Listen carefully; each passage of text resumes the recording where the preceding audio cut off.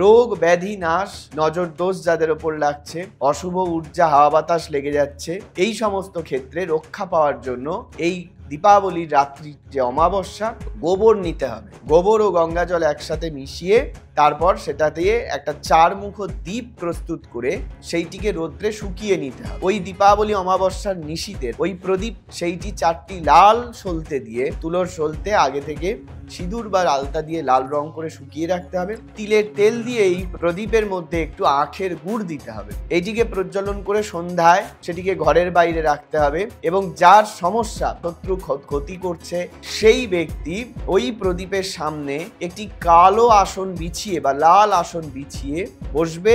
তার যে শিখা, তার দিকে 8 মিনিট ন্যূনতম ওই শিখার দিকে এক দৃষ্টে তাকিয়ে থাকতে হবে। ওই দিন থেকে শুরু করে প্রতি শনি মঙ্গলবার ওই একই ঘটনার পুনরাবৃত্তি। ওই প্রদীপ বারবার নতুন করে তৈরি করে জ্বালানোই নিয়ম, না সম্ভব হলে ওই একই প্রদীপ ব্যবহার করা যাবে। 2-3 মাস এই ক্রিয়া চালানোর পর প্রদীপটিকে প্রবাহিত জলে জলস্থ করতে হবে। তাহলে ঘন ঘন রোগ ব্যাধি, হঠাৎ হঠাৎ ফাঁড়া, হঠাৎ হঠাৎ শারীরিক অসুস্থতা, অশুভ নজর দোষ, হাওয়া বাতাস লেগে যাওয়ার যে সমস্যা, তার থেকে অনেকাংশে নিষ্কৃতি পাওয়া যাবে।